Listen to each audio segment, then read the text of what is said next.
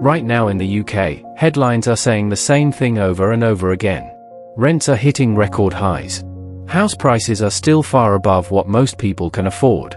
And first-time buyers are disappearing from the market. In fact, recent reports show that in many parts of the UK, the average home now costs over 8 times the average annual salary. Let that sink in. 8 years of full income, just to match the price of a home. And for many young people, even that doesn't tell the full story. Because this isn't just about expensive houses. It's about a system that has quietly shifted, making something that used to be normal feel almost impossible.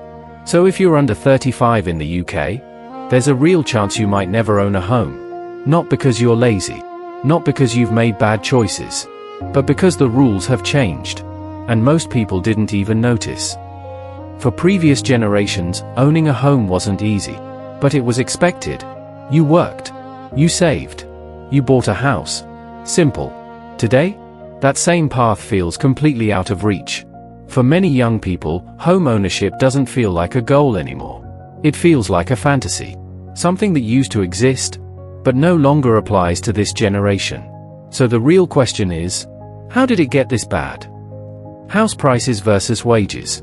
At the center of this crisis is one key issue: a massive imbalance between house prices and wages. Over the past decade, house prices across the UK have risen sharply. Even when growth slowed briefly, prices never really came back down in a meaningful way. Meanwhile, wages have barely moved. Yes, salaries have increased slightly over time, but nowhere near fast enough to keep up. This creates a widening gap. And that gap is where the problem begins. Because buying a home isn't just about how much a property costs. It's about what you earn, compared to that cost. Years ago, the average home might cost 3 to 4 times a yearly salary. Today, in many areas, it's 7, 8, even 10 times. That changes everything. It means even people with stable, above-average incomes are finding themselves priced out. Not because they are doing something wrong, but because the numbers simply don't add up anymore. The deposit trap. Now let's talk about the deposit. Because even if you could afford monthly payments, you still need a way in. For most first-time buyers in the UK, that means saving a deposit of at least 5% to 10%. But realistically, to get better mortgage rates, many aim for 15% or even 20%. On an average home, that could mean saving £20,000, £30,000, sometimes £50,000 or more. And here's where things get difficult. While trying to save that money, young people are also dealing with rising rent, higher food prices, energy bills, transport costs, and general cost of living increases. So even when someone is working full-time, budgeting carefully, and trying to do everything right, saving becomes painfully slow, or in some cases, completely impossible. This is what's known as the deposit trap. You can't buy without savings, but the cost of living makes it incredibly hard to save. So you stay stuck. The rent trap. And that leads directly into the next issue: rent. For many young people in the UK, rent is now the single biggest financial burden. In cities like London, Manchester, and Birmingham, rent prices have surged dramatically. In some cases, people are spending 40% to 60% of their income just on housing. Think about that. More than half your income, gone before you even think about saving. This creates a cycle. You pay high rent, which reduces your ability to save, which keeps you renting longer, which continues the cycle. It's not just expensive, it's trapping people in place. And unlike a mortgage, rent doesn't build ownership. It doesn't move you forward. It just keeps you afloat. Interest rates and mortgages. Now let's say you manage to break through. You save the deposit. You find a property. You're finally ready to buy. There's still one more obstacle: mortgage rates. In recent years, interest rates in the UK have risen significantly as part of efforts to control inflation. And when interest rates go up, mortgages become more expensive. Monthly payments increase. Affordability checks become stricter. And suddenly, what once looked manageable, no longer is.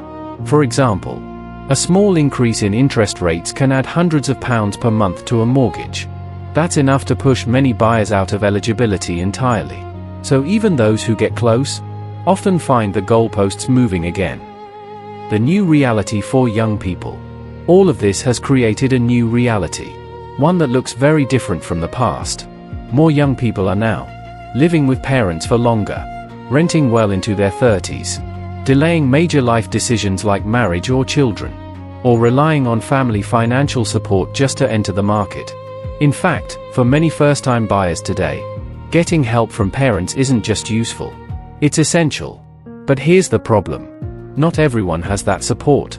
So what happens to those who don't? They're left facing a system that feels closed off, a ladder that's no longer just hard to climb, but difficult to even reach. Why this matters more than ever. This isn't just about buying property. It's about long-term stability. Owning a home has traditionally been one of the main ways people build wealth over time. It provides security, predictable housing costs, and a sense of control over your future. Without access to that, a whole generation risks falling behind financially, paying rent for decades, without building equity, facing uncertainty, without long-term security. And that has wider effects on the economy too, because when people can't afford homes, it affects spending, saving, and overall financial confidence. So the big question is, can anything change? There are ideas being discussed. More house building to increase supply. Government schemes to help first-time buyers. Adjustments to mortgage rules. And while these could help, none of them are quick fixes. Because the problem has been building for years. And solutions take time. In the meantime, people are still trying to navigate the current system. A system that hasn't kept up with them. Right now, the reality is simple. Costs have risen faster than incomes. Barriers have grown higher. And opportunities have become harder to reach. So for many young people in the UK, home ownership isn't out of reach because they aren't trying.